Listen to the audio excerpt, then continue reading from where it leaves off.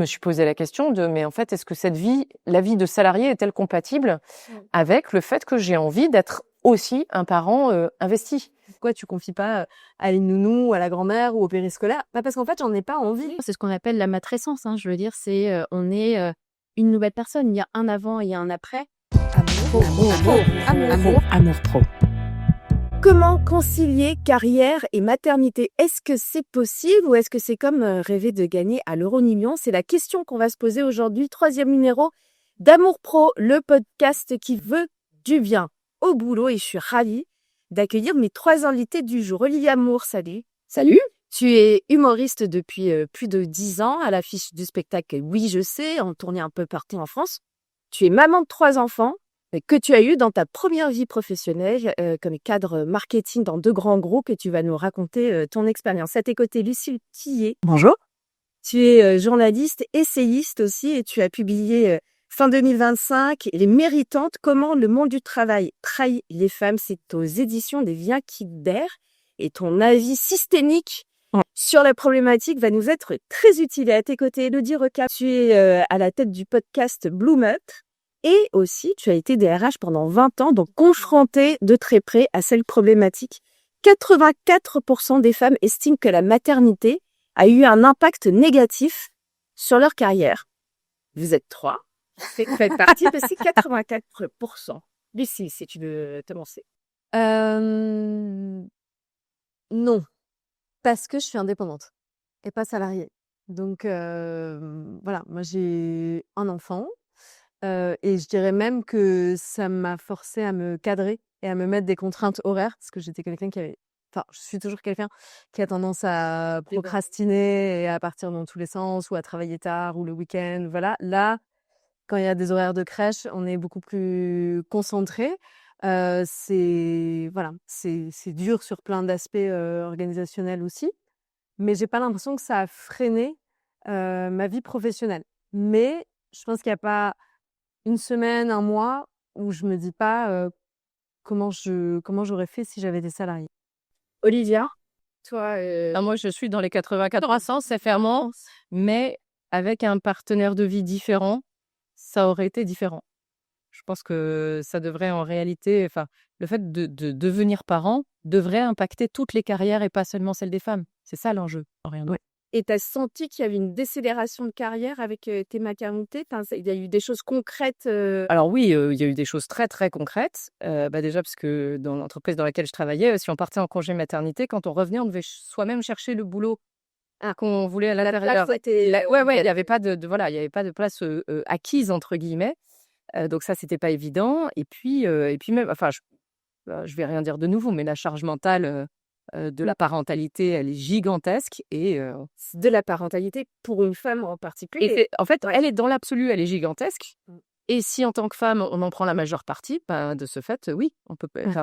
On a beau avoir un cerveau très efficace et qui range tout bien dans tous les sens, c'est pas assumable seul.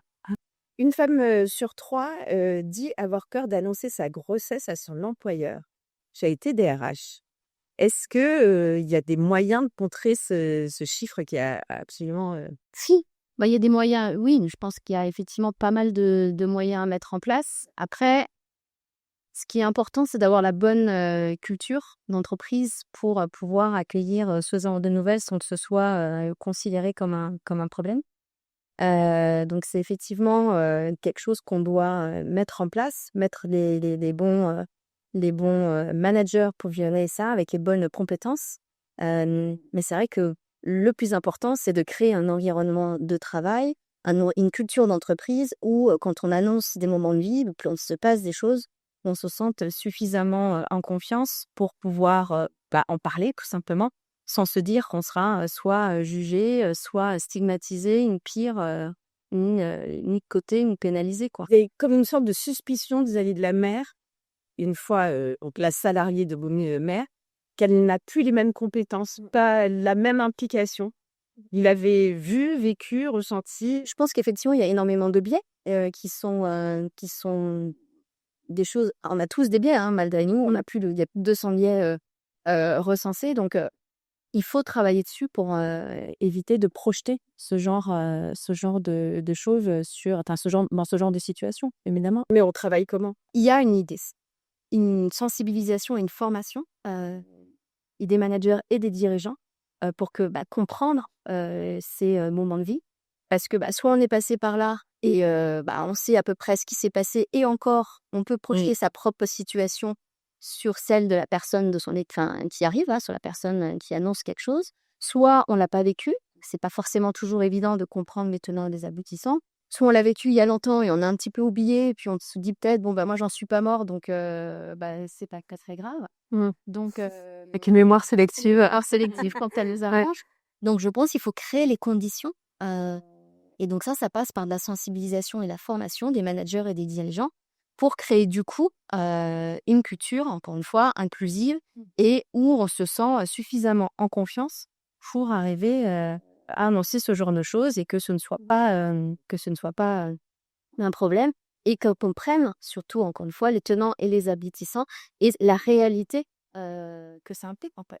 Concrètement, concrètement, on n'enlève pas la main. Non, mais quand j'entends ça, mais non, mais parce que quand j'entends ça, pour moi-même avoir fait un petit parcours dans les RH et à l'époque où j'ai commencé à fabriquer des enfants, j'avais même élaboré une formation pour ça, en fait, pour les entreprises, mais que j'ai jamais mise en œuvre, parce que tout ça, voilà, parce qu'on a plein de choses dans la tête. Mais moi, ce qui m'a toujours mise un peu mal à l'aise dans les organisations dans lesquelles j'ai travaillé, c'est l'absence totale d'approche globale de la parentalité. Et c'est pour ça que c'est à dessein que je parle de parentalité, en fait. Il y a plein de gens dans les entreprises qui deviennent parents. Et je pense que c'est important que ce soit su, que ce soit dit. Et je pense que s'il y avait une vraie culture de la parentalité, de la prise en compte, en fait, de l'individu entièrement, et pas seulement en tant que salarié, collaborateur ou collaboratrice destiné à avoir une forme d'efficacité, de rentabilité, on ne rencontrerait pas ce problème à annoncer une maternité. Et ça devrait concerner les hommes aussi au premier chef. Elle va y tenir. C'est 8 collaborateurs sur 10 et sont parents au cours de leur carrière. Donc, c'est tout sauf... Mais en fait, on dit souvent la maternité freine la carrière des femmes. Pourquoi est-ce que ça coûte cher aux femmes? Parce que la paternité ne coûte rien aux hommes. Donc, en fait, moi, je suis évidemment d'accord avec Olivia. On devrait dire la parentalité, devenir parent. Mais pourquoi, en fait, devenir parent, ça change rien pour les hommes et ça change... Voir ça leur donne des augmentations. C'est un peu la prime papa. Il a une famille à nourrir, à gérer, à nourrir. On va le soutenir, on va le promouvoir, on va l'augmenter et tout, parce que on rentre dans une partition genrée qui est encore celle de l'homme très dévoué au travail, papa breadwinner, et la personne qui fait la variable d'ajustement à la famille, qui est la femme. Donc oui, les femmes peuvent travailler comme des hommes et tout. Bon, elles ont toujours travaillé, mais voilà, ça on a tendance à l'oublier aussi. Mais en fait, on leur demande de tout faire. Et surtout, moi je trouve ce que ça nous dit, cette histoire de parentalité et de maternité qui freine la carrière, c'est que le monde du travail est formaté par des hommes pour des hommes, où le modèle du bon travailleur, c'est l'homme des années 60, la Mad Men, de quelqu'un d'absolument disponible, et qui a hyper aussi présent, et qu'en fait c'est même plus que, évidemment qu'on a des biais de se dire elle a eu des enfants, elle va être moins disponible, elle doit mal dormir, je vais pas lui filer les gros dossiers, parfois c'est même une forme de bienveillance maladroite, parce qu'on devrait plutôt demander à la personne de quoi elle se sent capable et tout, mais plutôt que de répondre à sa place. Mais en fait, ça révèle aussi que pour réussir dans le monde du travail, il suffit pas de bien travailler, il faut aussi répondre à des codes. Moi, j'ai détaillé 4 syndromes qui sont les syndromes de la réussite. C'est 1, le syndrome du piqué, c'est répondre à la culture du présentéisme. Il faut faire des gros horaires, il faut être présent. 2, syndrome du champion, il faut faire son autopromotion. Comment je fais mon autopromotion quand j'ai une charge mentale XXL, que j'ai des enfants à récupérer à la crèche, que j'ai pas le temps de faire des posts sur LinkedIn, de rester à l'afterwork, de faire tout ça. 3, ce que j'appelle le syndrome du courtisan. Il faut plaire à son chef, il faut faire partie du boys club. Le boys club, c'est encore quelque chose qui existe beaucoup aujourd'hui. Et donc, évidemment, pour être coopté, pour être promotionné, il faut ressembler à ceux qui sont au-dessus de nous. Pourquoi plus on monte dans les organigrammes, moins il y a de femmes, plus il y a d'hommes? Parce que des hommes se reconnaissent entre eux. Ils ont les mêmes disponibilités, les mêmes réseaux, les mêmes centres d'intérêt, parfois les mêmes diplômes, et puis ils se ressemblent. Donc, évidemment, ils vont beaucoup plus se faire monter les uns les autres. Et après, il y a s'intégrer dans une culture d'entreprise qui est encore souvent pensé au masculin, où clairement les conversations autour de la parentalité, ça fait pas partie des conversations sympas de bureau, contrairement au résultat du match de foot de la veille. Voilà. Donc en fait, pour toutes ces raisons, quand bien même on se dit elle a eu un enfant, mais elle est quand même motivée et tout, de fait, quand on assume en fait ses responsabilités parentales, c'est-à-dire quand on s'occupe de son enfant, qu'on va le chercher à la sortie de l'école et qu'on a des choses à faire à la maison, on va être écarté de tout ce processus de promotion, de gravir les échelons, parce qu'on est perçu comme moins disponible, on a moins de temps pour faire son autopromotion et on ressemble pas au chef au-dessus. Donc, certes, on peut travailler sur ces biais-là, mais tant qu'on repense pas qu'est-ce qui fait réussir dans le monde du travail et de sortir de ce modèle du bon travailleur qui est un homme qui n'a pas de charge domestique et parentale, les femmes continueront de courir après un modèle qui, en fait, ne répond pas à leur réalité, quoi. Et c'est quand même la moitié de la population, donc. Non, mais c'est aberrant que le monde du travail ait érigé en culture de la réussite la promotion des mauvais pères. Enfin, pardon, mais puisque 80% des gens sont parents dans les entreprises, donc il y en a une bonne partie qui sont des hommes. Je trouve ça effarant. Enfin, tout ce que tu décris de la culture en question, qui évidemment m'est familière, hein, mais c'est aussi dire, un bon collaborateur, c'est probablement un mauvais père. C'est-à-dire, c'est quelqu'un qui est pas là pour ses enfants. C'est pas un mauvais père parce que un père, on attend que ce soit un bon père. Comment? Parce qu'il ramène de l'argent. Dans cette vision-là, mais la vision d'un bon père au sens citoyen du terme, quand on dit les pères doivent s'occuper de leurs enfants, c'est pas ça. On parle d'une implication dans la parentalité. Un bon père, c'est quelqu'un qui prend sa place dans la parentalité, c'est quelqu'un à qui il ne faut pas dire pense à aller chercher les enfants, pense à prendre des rendez-vous de médecin, pense à dialoguer avec ton fils, pense à t'intéresser à ta fille. Enfin, un bon père, c'est quelqu'un à qui on n'a pas besoin de dire ça. C'est un homme adulte responsable qui est capable de gérer ça. Et ce que je trouverais intéressant, c'est de savoir si la parentalité d'un bon père freine sa carrière. Moi, ça m'intéresserait de savoir ça. Moi, je serais très intéressée de savoir les conséquences de la garde alternée pour les pères sur leur carrière. Beaucoup d'études à commander, aussi sur le podcast. Oui, mais parce qu'on s'intéresse, parce qu'en fait, on a mis le focus sur oui, mais alors les femmes, comme elles ont une double journée, et alors le paradigme n'est pas du tout remis en question. C'est-à-dire que quand ça, les femmes, elles ont une double journée, c'est ça qu'il faut étudier, c'est pourquoi elles ont une double journée. Qu'est-ce qui fait que s'étant reproduite avec des gens, on va en parler un peu plus tard. Il y a des petits mouvements quand même qui replacent la parentalité, à savoir des deux parents, quels qu'ils soient d'ailleurs, et quel que soit leur genre, parce que ça fait partie ici des nouvelles équations, des nouveaux couples. Donc il y a des... Mais c'est pas normal qu'on trouve normal que les femmes aient une double journée. Enfin, que les mères aient une double journée. Ça n'est pas normal. Un chiffre, puisqu'on sait qu'il y a 70% des papas qui prennent, je dis des papas parce que je pense que c'est quand même assez genré et pas coparents, qui prennent leur congé paternité.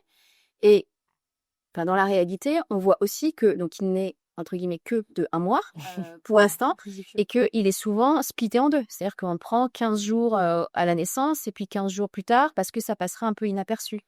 Et parce que je pense qu'ils n'osent pas forcément le prendre dans leur totalité, comme pour les femmes, par peur d'être un peu stigmatisées, etc., et que ça fait pas, encore une fois, partie de la culture. Et c'est vrai que, oui, on posait la question de pourquoi les femmes ont peur d'annoncer. Je pense qu'il y a effectivement c'est tout ce qu'on vient de se dire. Mais voilà, on est encore dans une question de changement de paradigme et de modèle hyper important. Et l'allongement, pour moi, une des mesures phares du coparent est un élément essentiel.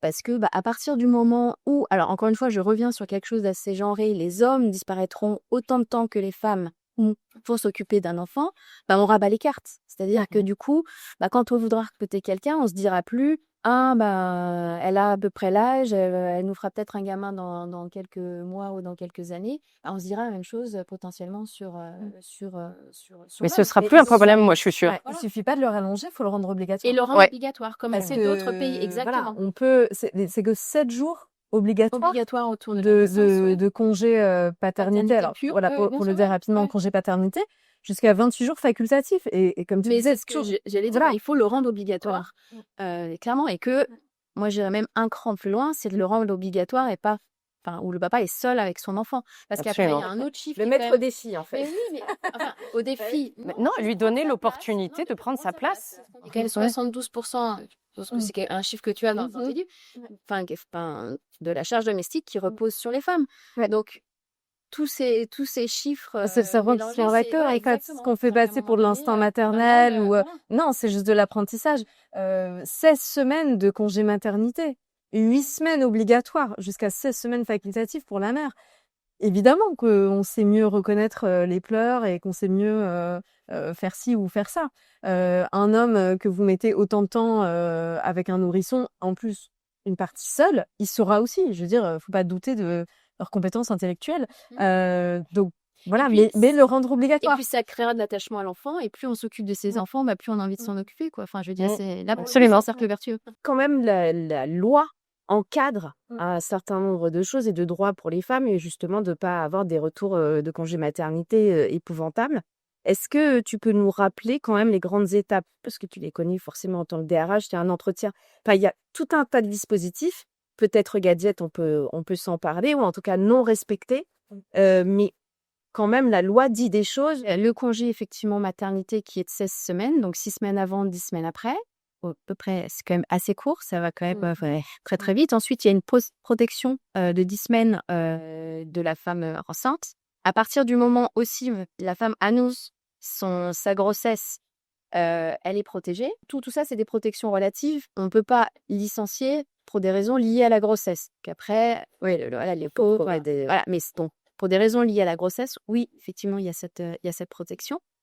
Mais quand on annonce sa grossesse, il y a la charge de la preuve. Donc, du coup, faut avoir quand même un écrit pour montrer qu'on l'a peine vraiment dit. Donc, les 10 semaines, effectivement, au retour. Il y a des entretiens, un entretien obligatoire de retour. Il y a une visite médicale aussi de retour qui est obligatoire à faire. Donc, oui, il y a des choses qui sont en place. Après, on peut demander aussi, il y a des heures qui sont prévues pour l'allaitement, etc. Donc, il y a des dispositifs qui sont... Il y a l'augmentation aussi sont en place. Oui, oui, bien sûr, tout à fait. Les augmentations de salaire, des augmentations collectives, voilà, qui ont été données pendant le congé maternité, doivent être données à la maman quand elle revient. Donc, bien sûr, ça ne concerne pas les bonus, etc., mais les obligations collectives. Donc, si ça a été négocié et qu'il y a eu une augmentation donnée à tout le monde, elle doit être effectivement donnée. Et il y a aussi quand même un élément important, c'est que le congé maternité n'est pas... Parce que dans l'imaginaire collectif, on a l'impression que la maman, il n'y a pas de perte de salaire et que c'est automatiquement... le maintien de salaire est automatique. Ce qui n'est pas forcément le cas. Il y a beaucoup de boîtes où on ne touche pas l'intégralité de son salaire quand on prend son congé maternité, ou que le coparent prend son congé aussi. Toutes ces étapes-là, tu les as eues, toi, dans l'entreprise? Oui, bien sûr, je les ai rencontrées, c'est bien formalisé, mais après, il y a la vraie vie de l'organisation qui fait que... et qui est très bien aussi. Moi, j'ai travaillé dans une organisation qui était très généreuse sur le plan des congés, donc ça, pour le coup, c'était super. J'ai été même chanceuse parce que l'entreprise qui m'avait embauchée, je me suis retrouvée enceinte pendant la période d'essai, donc comme je l'ai dit, pendant la période d'essai, en disant voilà. Ils ont été apparemment je performais suffisamment bien pour qu'on me conserve, donc c'était super. Et effectivement, il se trouvait que du coup je n'avais pas l'ancienneté pour que l'entreprise compense ma perte de salaire, puisque effectivement on est indemnisé par l'assurance maladie quand on est en congé maternité, et ils ont accepté de compenser. Et c'était très sympa de leur part. Et effectivement, je sais que c'est pas le cas partout. Après, moi, c'est pour ça que j'ai tendance à revenir sur cette histoire de culture de la parentalité. Quand j'ai fait mes enfants, alors le premier, je l'ai fait, c'était il y a 19 ans. Et je me souviens très bien. Donc je me suis retrouvée enceinte pendant ma période d'essai, donc j'étais quand même un peu angoissée. Et j'avais un collaborateur dans mon équipe, donc quelqu'un que je supervisais, quand il m'a fait faire le tour des bureaux quand j'ai démarré, de temps en temps, il me disait, ça c'est le bureau de une telle, ça c'est le bureau de machine, là, on appelle la pondeuse, elle a fait 3 enfants en 5 ans. Et je savais pas encore que j'étais enceinte, mais je l'ai su quelques semaines plus tard, en fait. Et là, j'ai repensé à ça en me disant, on a un vrai souci. Alors, c'était un jeune homme, et qui visiblement avait une vision très rétrograde du monde. Mais il n'empêche que, je pense qu'il y a un vrai enjeu pour les organisations en général, c'est d'arrêter de découper les individus en tranches. Il n'y a pas le salarié d'un côté, le parent de l'autre, l'enfant, puisque aussi il y a quand je dis l'enfant, c'est-à-dire que il y a des salariés qui se retrouvent à devoir aider leurs parents. Et il y a plein en fait, je trouve que l'époque où on disait, tu laisses tes soucis à la porte du bureau, tu gères tes trucs, mais c'est saut 1980, en fait. On arrête avec ça, on prend les gens dans la globalité. Parce que si on veut avoir des gens efficaces et concentrés sur ce qu'ils font, faut les prendre en entier. avec l'ensemble de leurs contraintes et de leurs vulnérabilités par ailleurs. La culture, c'est pour moi hyper important à changer. C'est pas anecdotique parce qu'effectivement, on a quelques mesures obligatoires, mais se dire j'ai fait juste un entretien, j'ai donné 3 places en crèche et le boulot est fait. Mais si on ne change pas justement toute cette culture, les biais qu'on peut avoir et qu'on met pas les conditions pour arriver à concilier sa vie personnelle et sa vie professionnelle, c'est compliqué parce qu'on a quand même un monde du travail qui n'est pas adapté au rythme scolaire. Enfin, il y a quand même beaucoup de choses où on se met en difficulté quand même dès le début si on ne favorise pas. Tu parles de culture d'entreprise à changer, à réformer. On va parler du système dans quelques instants, mais cette culture d'entreprise, est-ce qu'elle change un tout petit peu, peut-être pas assez, du fait d'avoir plus de managers femmes, d'avoir plus de cadres dirigeants, des comex vont l'être paritaires, mais un peu plus féminin? C'est une bonne Je question. sens que c'est non, la réponse. Non, mais c'est une bonne question. Je pense que ça dépend des entreprises. Je pense qu'effectivement, oui, il y a des sociétés dans lesquelles ça évolue, ça change et heureusement, qui montrent l'exemple. D'ailleurs, que ce soit dans des grandes organisations ou même dans des plus petites, qui n'attendent pas une loi pour allonger le congé maternité, le congé du coparent, etc. Donc, bien sûr qu'il y a ça avance dans le bon sens, mais c'est pas encore la norme partout. Voilà. Et il y a quand même beaucoup de... Voilà, le tissu économique français est quand même constitué majoritairement de PME. Donc, on ne peut pas dire que ce soit la norme partout. Donc, oui, ça avance.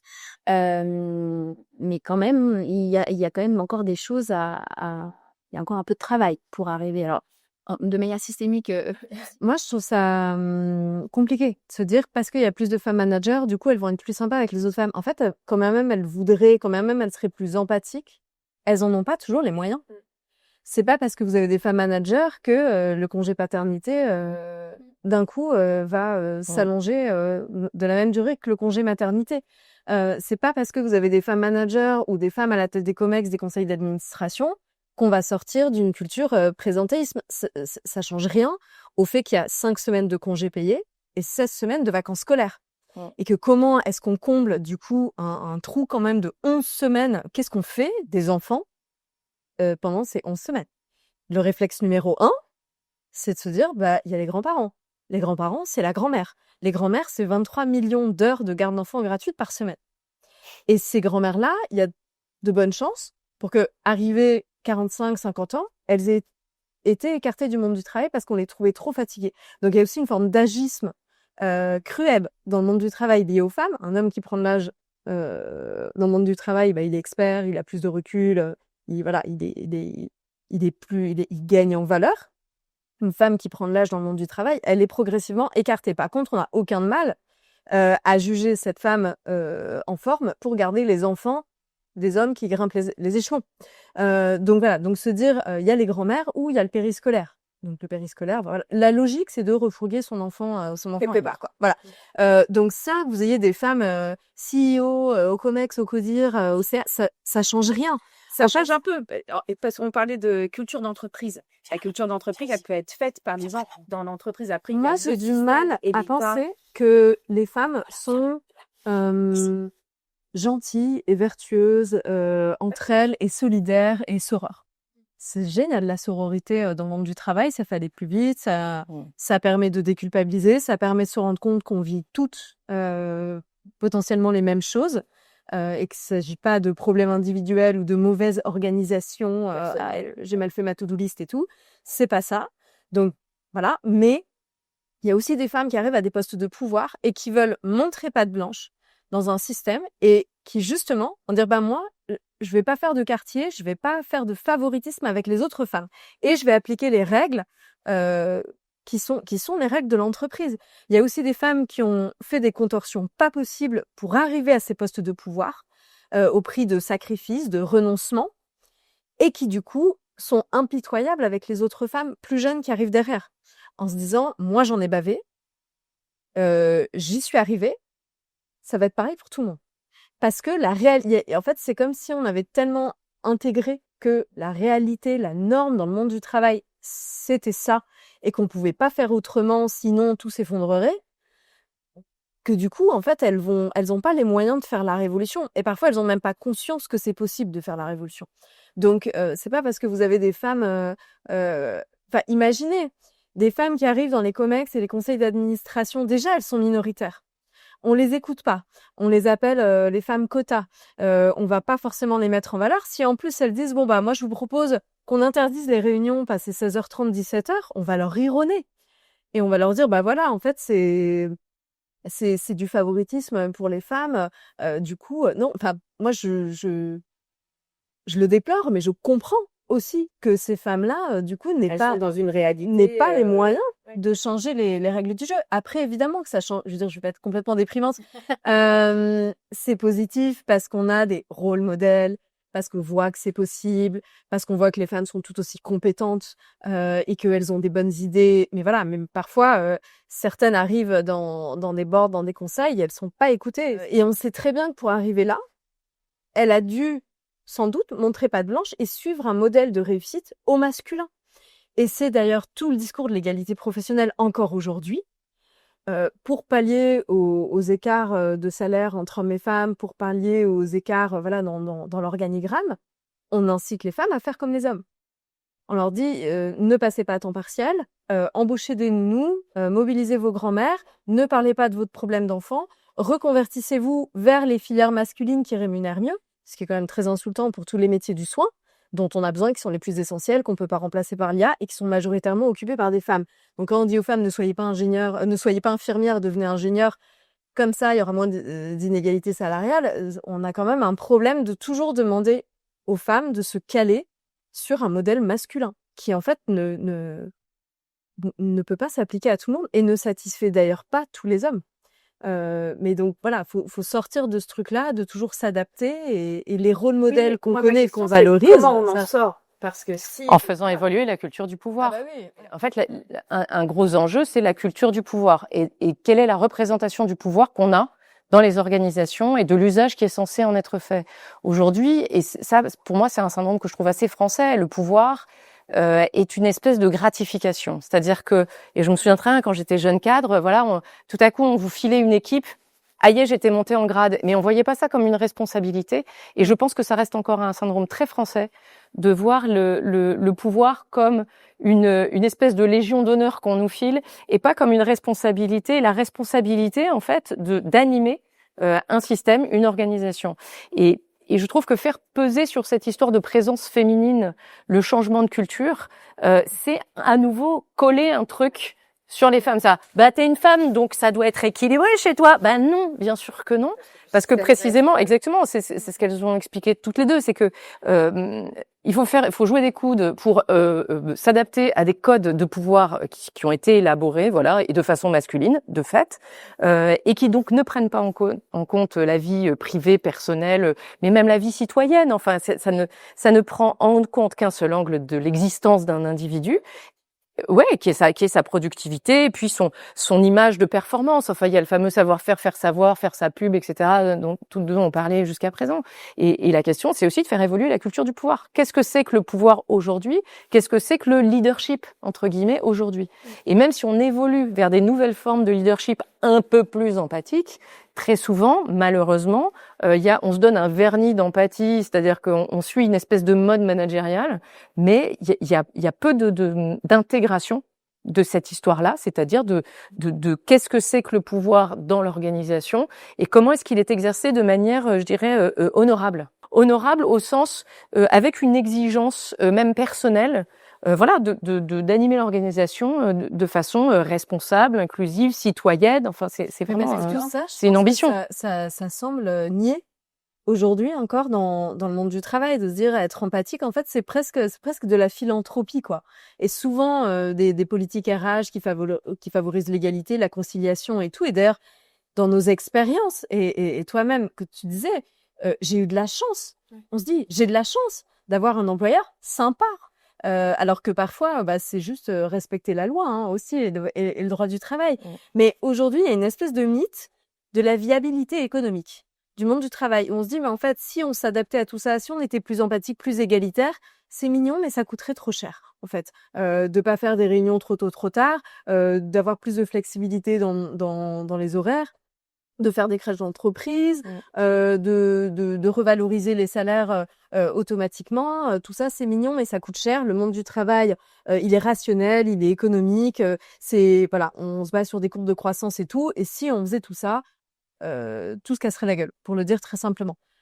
Moi, ça, je n'y crois pas. Parce qu'aujourd'hui, il y a des études qui sortent. Voilà. Alors, un chiffre, 70% des entreprises qui, justement, ont inclus la notion de parentalité au sens large, ça stimule à la fois le moral et la productivité des salariés. 70% des entreprises sont très contentes et ils voient un bénéfice réel, bien sûr, mais ça, il y a je sais pas combien d'études qui montrent que plus de mixité, plus de diversité, plus d'inclusion, plus de flexibilité, une meilleure prise en charge de la parentalité, c'est plus de performance, on fidélise les salariés et cercle vertueux.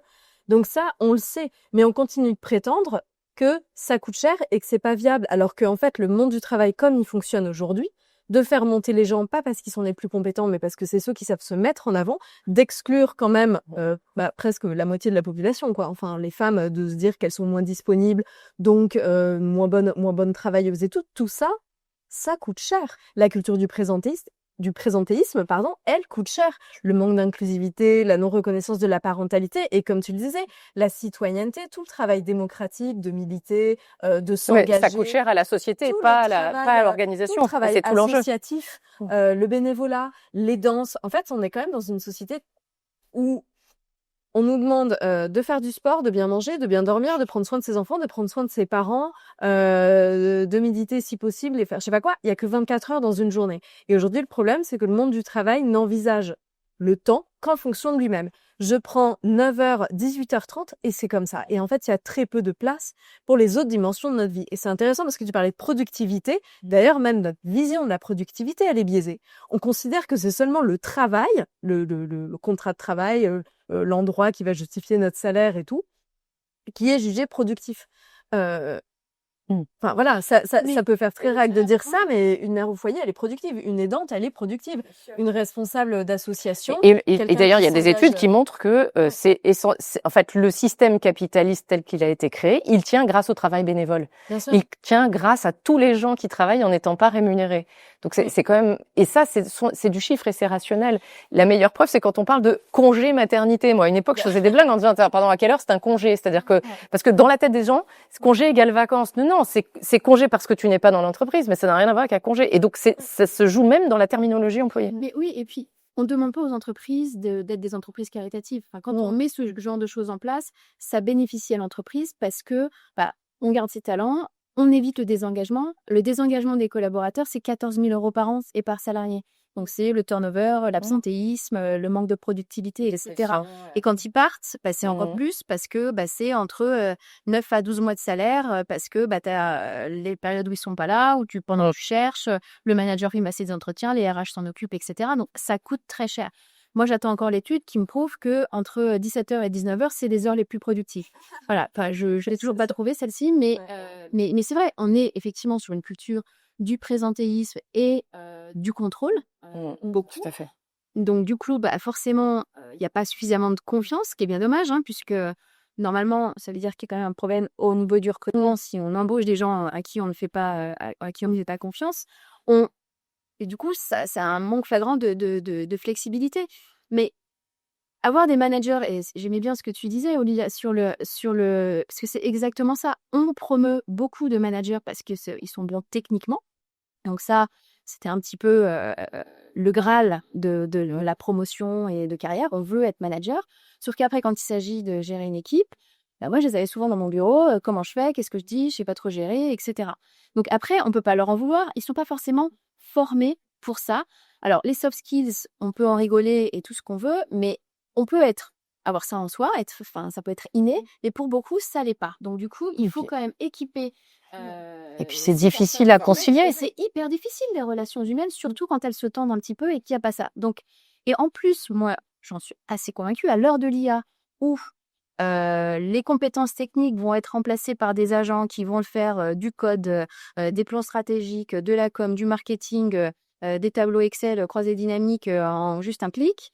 Qu'est-ce qui va rester aux managers? C'est d'être, comme tu disais, un vrai leader, mener leurs équipes, arriver à être au service de leur équipe. Et Après, on a un peu galvaudé tous ces termes que sont l'empathie et la bienveillance. Moi, je suis désolée, une petite dose d'empathie et de bienveillance, ça n'a jamais fait de mal à personne.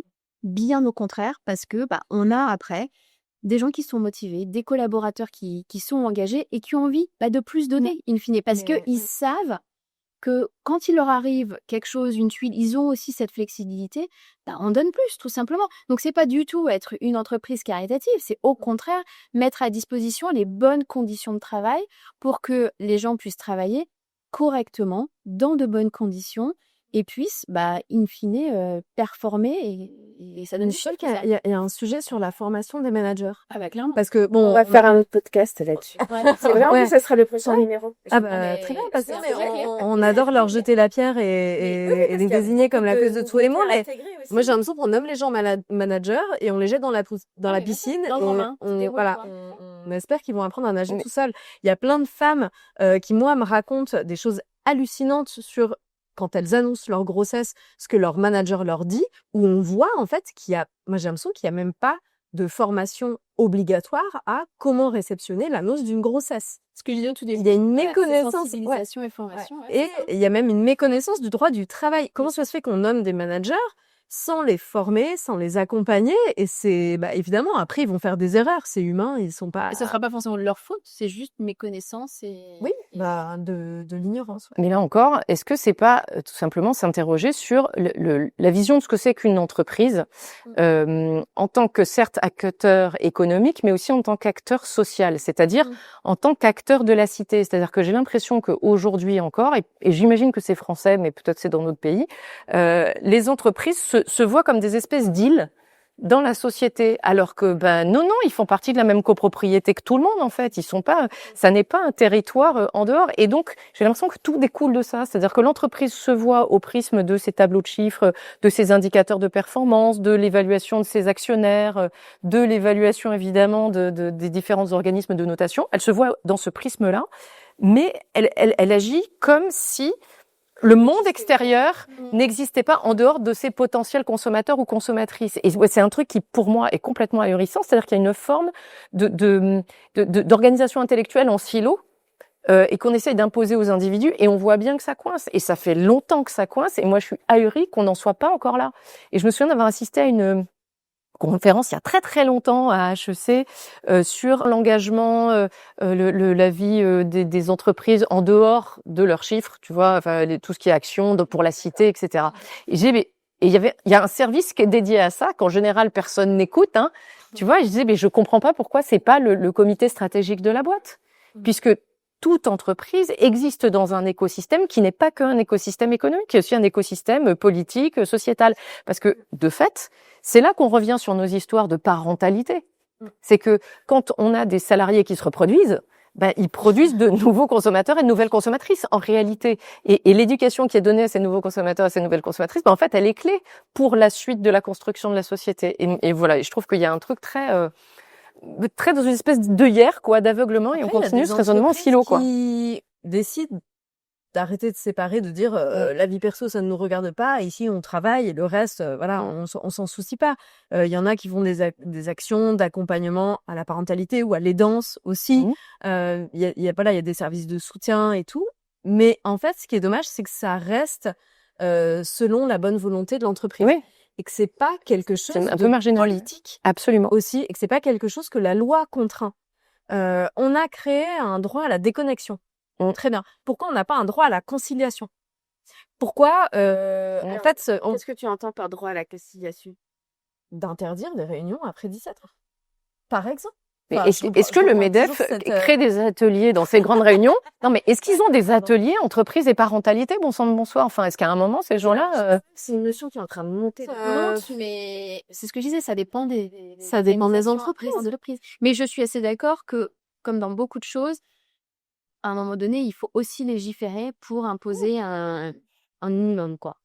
Sinon, on reste dans ce fameux évidemment de l'inaction, chacun se renvoie la balle et... bien sûr. Et puis voilà, en fait, quand tu as plus de 70%, alors c'est 76%, je crois, des pères qui prennent la totalité de leur congé paternité, donc 28 jours, non, ça fait quand même 24% qui ne le prennent pas en entier. Là, on voit que la culture d'entreprise, elle est encore forte. Donc là, on pourrait avoir une contrainte d'obligation. En fait, pas forcément d'affilée. Et voilà. Ouais, Ce chiffre, on a l'impression, parce qu'on se dit 70%, c'est beaucoup, mais dans ces 70%, les papas ne le prennent pas un mois forcément d'affilée. Et c'est comme ça qu'ils deviennent l'assistant de la maman, hein, et non pas un vrai partenaire. J'appuie là-dessus parce que je trouve que c'est quand même très important et j'ai pas tellement envie de me gargariser de ce 70% parce que je pense que ça reflète pas justement la bonne réalité. C'est chouette qu'ils le prennent, mais moi je vois, mon mari, il a pas pris le mois dans sa totalité. Il a pris 15 jours et 15 jours 6 mois après, quoi. Donc, et c'est pas du tout le même impact. Ah bah, c'est devenu un congé pour lui, j'imagine, 6 mois après. Oui et non. Mais ça n'a pas du tout, du coup, le même impact, que ce soit au sein du foyer, mais aussi dans l'entreprise. Parce qu'encore une fois, tu prends 2 fois 15 jours, ça passe comme des petites vacances par-ci, par-là, et pas comme un vrai temps qui est dédié à la famille. et qui fait que on bouge les lignes et que de manière, encore une fois, systémique, les choses avancent, quoi. Comme maintenant, c'est le cas en Espagne, où ils ont légiféré là-dessus et ils ont, je crois, c'est jusqu'à 19 semaines pris et payé 100%. On cite toujours les pays scandinaves, mais il y a aussi d'autres pays pas très loin qui ont aussi une culture latine et qui le font, voilà, et qui voient qu'il y a aussi des avantages. Donc, c'est pas encore une fois que pour faire bien ou voilà. Et je pense que ça avance. Mais là, voilà, c'est la loi, c'est politique. C'est obligatoire. Et en France, on reste dans un truc où t'es dans une entreprise sympa parce que ils prennent en compte que t'as des parents en situation de dépendance ou que on en a pas encore parlé, mais il y a aussi la situation de la monoparentalité. Un quart des familles sont monoparentales aujourd'hui. Donc comment on fait? Et d'ailleurs c'est Laetitia Vito qui est donc experte du futur du travail et qui a écrit plein d'ouvrages que je vous recommande de lire et qui dit les politiques RH, elles devraient pas être conçues en fonction de l'homme ultra disponible qui a une femme à la maison qui va tout gérer. Elles devraient être conçues en fonction de la mère de famille monoparentale. Et là, ça change tout. Quand on se dit, en fait, contrainte horaire de l'école qu'elle gère seule, pas forcément de budget nounou, voilà, une charge parentale exclusive, quoi, aussi, donc charge mentale et tout, enfin voilà. Quand on pense comme ça, on peut mettre des lunettes et voir tout ce qui ne va pas. En fait, aujourd'hui, et à quel point c'est difficile. Et au lieu de dire « Ah bah oui, c'est difficile pour elle, mais bon, qu'est-ce que tu veux, elle est dans une situation particulière, le monde du travail peut pas changer. » Bah non, en fait, parce que c'est un quart des familles. Et ça va augmenter. Ça va augmenter, voilà, on a... Et puis, on demande de choisir, tu vois. Que c'est quand même... t'es soit maman, soit salarié, enfin collaborateur. Donc, et quand tu as envie d'être les deux, être performante dans ton travail, investie dans ton travail parce que tu l'aimes bien et tu as envie d'avancer aussi là-dessus, parce que tu es autre chose que maman, c'est incompatible avec le fait d'être maman. Les congés maternité en France, c'est très court. On doit laisser son enfant à 2 mois et demi, 3 mois. Ils sont minuscules. C'est un crève-cœur. Quand tu peux les laisser. Et quand tu peux les laisser. Je veux dire, quand tu es famille monoparentale, c'est encore pire. Donc, je veux dire, il y a encore une fois tout un système à revoir. C'est dur et on te demande de choisir. Et on te demande de toujours avoir quelqu'un qui se substitue à toi à un moment donné. De prendre, je le mets à la crèche jusqu'à 20h, enfin, j'exagère, mais presque. Sinon, il y a une ligne qui prend le relais, ou c'est le périscolaire. Et quand on voit le périscolaire en ce moment, non, ça fait vraiment très envie de les mettre dans le périscolaire. Soit la grand-mère, si on en a une, mais tout le monde n'a pas. Encore une fois, la famille aussi, l'espèce de village qu'on était censé avoir autour de nous. En 2026, il est souvent très éclaté, on ne les a pas forcément à côté. Donc, c'est très, très difficile. Et on a peut-être envie de voir nos enfants aussi, ne pas toujours se dire...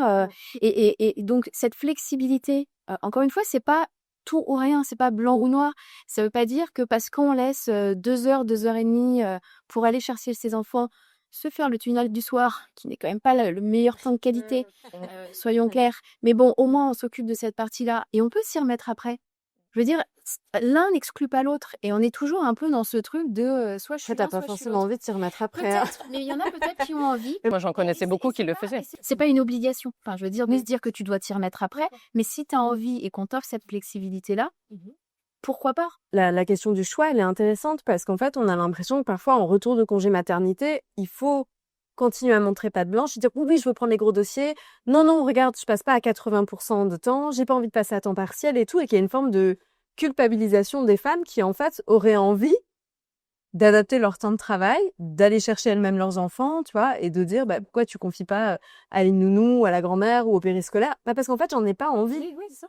Et voilà, et on a l'impression qu'on est dans cette forme de dilemme où t'es ambitieuse et du coup tu rognes sur rien, ou voilà, tu peux être une maman plus investie, mais du coup tu sais qu'il y a un prix à payer professionnellement. Et ça, c'est quand même hyper triste et hyper réducteur aussi comme choix qu'on offre. Est-ce qu'on pourrait se dire que on peut être ambitieux tout en passant à temps partiel?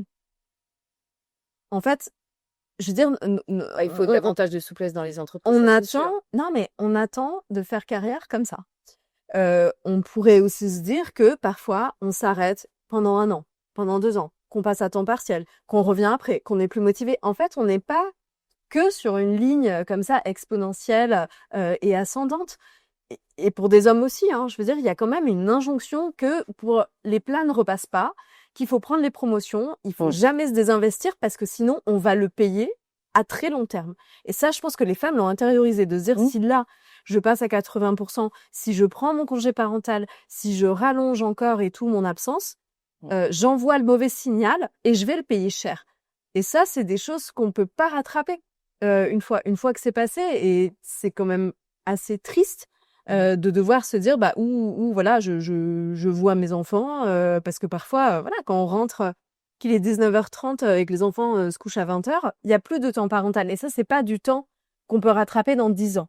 Et ça peut générer des regrets. Aussi qu'au retour d'un congé maternité, on peut avoir des envies différentes. Bien sûr. De nature du travail, de structure et de rythme.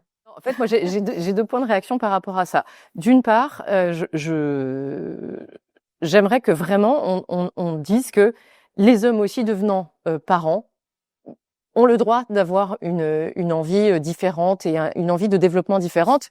Oui, une transformation, et j'en ai connu, j'en ai entendu. Je sais pas comment ils ont réussi à accomplir ce désir-là dans leur vie, mais je pense que et on parlait tout à l'heure des hommes qui se retrouvent avec des enfants en résidence alternée.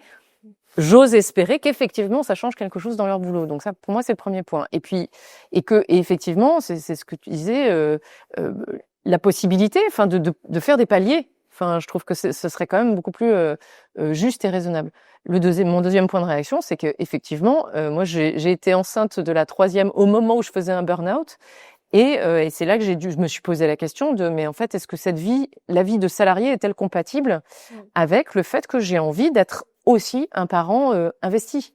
Mais un parent investi, parce que, pardon, mais c'est d'abord évidemment sur un plan affectif et émotionnel, mais quand on dit parent investi, on imagine toujours des gens qui jouent avec des peluches et qui font non, mais pardon, mais j'ai aussi des futurs citoyens à former, les amours. Non, mais pardon, parce qu'au bout d'un moment, on tape sur les familles monoparentales, etc. Mais en fait, on nous demande ça aussi à nous, les parents.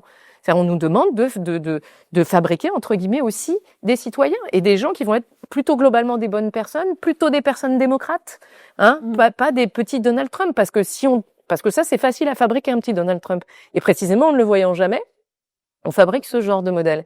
Et donc, c'est vrai que ça fait partie des raisons qui m'ont amené à changer de vie et de passer du salariat à une vie d'artiste, en sachant que c'était un vrai enjeu financier, mais que je me suis dit, dans le fond, entre ce que je dépense pour faire garder mes enfants, le manque de liberté, la difficulté d'organiser tout ça, etc., est-ce que finalement je vais pas y gagner en devenant artiste? 60% des femmes quittent leur emploi après le 2e enfant. Oui. Moi, c'est le 3e, ouais. C'est ce qu'on appelle la matrescence, hein. Je veux dire, on est une nouvelle personne. Il y a un avant et un après. Et oui, il y a énormément de mamans qui se posent plein de questions à leur retour de congé. On a aussi une femme sur 2 qui change la durée du travail. Donc, il y a des vrais impacts. Une femme sur 2 réduit ou arrête son activité, et 6% des pères seulement le font. Il y a quand même un truc qui est fou. Moi, c'est vrai que je suis très surprise du nombre de femmes qui, après la naissance d'un enfant, changent de poste, changent de job, changent de carrière. C'est pas forcément quelque chose à déplorer, mais ça révèle combien il y a un truc qui d'un coup nous semble plus raccord, que ce soit dans l'organisation ou juste en termes de valeur. De se dire, moi, j'ai plus envie de rester jusqu'à 19h30 et de rater mes enfants le soir. Ça ne fait plus sens. Il y a aussi énormément de femmes qui deviennent auto-entrepreneuses. Ce qui est aussi une autre difficulté, hein, par ailleurs. Ce qui est une précarisation. ce qui est moins de revenus. Parce qu'en plus, voilà, je veux dire, moi, je suis indépendante, donc je le sais. Quand on est indépendante et qu'on est avec quelqu'un qui est salarié, quand on est 2 parents, quand il y a l'enfant malade, une urgence de crèche, des trous à combler, c'est nous qui sommes mobilisés. Alors, ce qui est intéressant, c'est que moi, j'ai eu cette conversation aussi avec des femmes qui disaient, moi, c'est l'inverse. Moi, je suis salariée, mon mari est indépendant, et du coup, tu comprends, lui, il peut absolument pas déroger à ses clients, on l'attend. Moi, je suis salariée, j'ai la sécurité de l'emploi, donc c'est moi qui m'adapte. Donc c'est marrant quand même de dire qu'aussi ça peut être À tout argument. un peu biaisé et genre voilà. Mais en tout cas, moi, je comprends ce côté. Je mets les priorités là où elles me semblent importantes, et du coup, et on vient pallier. Enfin, tu vois, c'est pile l'exemple que tu donnes sur l'époux indépendant qui prend pas plus de charge mentale. Et je reviens à ce que j'ai dit au début, c'est-à-dire que j'ai trouvé ça difficile à concilier, mais j'aurais eu un partenaire différent, ça aurait peut-être pas été du tout le même enjeu. En réalité, moi, j'aurais eu un homme, adulte qui entre guillemets fait sa part. C'est-à-dire qu'il n'est pas mon assistant, qui n'attend pas que je lui dise attention, il va falloir faire ci, attention. Ne t'aide pas. Voilà, moi je veux pas quelqu'un qui m'aide, je veux quelqu'un qui est responsable. Les questions principales qui arrivent, c'est l'organisation. C'est la réunion qui commence à 8h30, 9h, alors que je dois déposer mon enfant à la crèche, à l'école, etc. Ou on te met une réunion à 17h, 18h. C'est effectivement, même sans parler de temps de qualité, même si je pense qu'il y a des volontés et des priorités qui se remettent au centre et qui sont différentes, il y a cette charge mentale, on peut le dire, de comment je vais gérer tout ça. Et ça, c'est des questions qu'on pose. Enfin, comment je vais faire? Mais encore une fois, si tu es entouré, accompagné, que tu sois en monoparental ou avec ton conjoint, que tu sois encore marié ou que tu sois séparé, en fait, s'il y a un ou une coparent qui prend sa part, quand tu as la réunion à 8h30, l'autre dit t'inquiète, je gère. Voilà, ça divise la charge par 2 quand même. Hein. On en revient toujours à cette fameuse flexibilité et répartition des charges, et que ça ne tombe pas que sur les mamans, parce que tout ne peut pas rentrer. Dernière question. Vous, présidente, chacune, d'une entreprise, par exemple, quelle première mesure vous appliquez? J'allonge le congé du coparent et payé à 100% avec une partie. Moi aussi, Anne.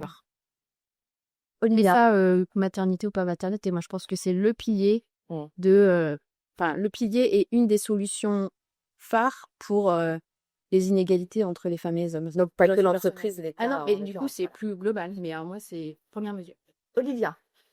Alors, ça dépend. Présidente de la République ou présidente d'une société? Je te donne le droit d'avoir une présidence double. Une présidence double. Alors, ok. Non, alors pour le coup, même mesure. Enfin, si c'est politique, effectivement, même mesure. C'est-à-dire que j'impose le congé paternité à tout le monde. Enfin, le congé parental, entre guillemets, le congé parentalité à tout le monde dans la même mesure, et avec un temps où effectivement le coparent est seul avec l'enfant, de façon à ce qu'il y ait une vraie acclimatation. Et en tant que présidente de société, oui, j'organise des ateliers pour aider mes salariés à être de meilleurs parents. À être des parents, être des parents accomplis. Parce que s'ils ont la certitude d'être des parents accomplis, je sais que du coup, ils seront vraiment dispo pour se consacrer à leur boulot, et même ce sera une joie pour eux de se consacrer à leur boulot. Moi, je prends la présidence de la République. Alors, c'est pas que sur la parentalité, mais quelque chose dans les médias, baguette magique. Revaloriser les salaires des métiers majoritairement occupés par les femmes. Oui, absolument.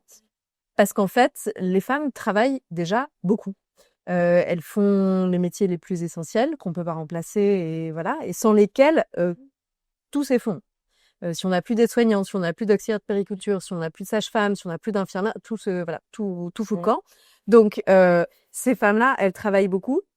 C'est des métiers difficiles dont la pénibilité n'est pas reconnue et qui sont très mal payés. Donc, revaloriser déjà les salaires, c'est leur donner plus d'argent, leur donner plus de moyens, leur donner plus de choix, leur donner plus de poids au sein de leur couple aussi. Et c'est tout simplement sortir d'une forme de mépris du féminin qui règne encore dans le monde professionnel, quoi. Mais c'est une question politique. Pour ça, il faut réviser les grilles de classification des métiers, mais voilà, revaloriser les compétences, la pénibilité et donc les salaires. On peut peut-être penser aussi à une présidence à 3, en fait. Ça, il faudrait changer la culture du pouvoir en France. On y revient. Merci infiniment à toutes les 3 d'avoir échangé. Pas impossible, évidemment, qu'on reparle de tout ça, parce que rien n'est fait. N'hésitez pas à commenter, à partager, à liker. ce podcast Amour Pro et puis à nous dire aussi quel thème vous avez envie qu'on discute des prochaines fois. Il y aura le management, ça c'est promis. Amour Pro, c'est fini. Merci et surtout bisous.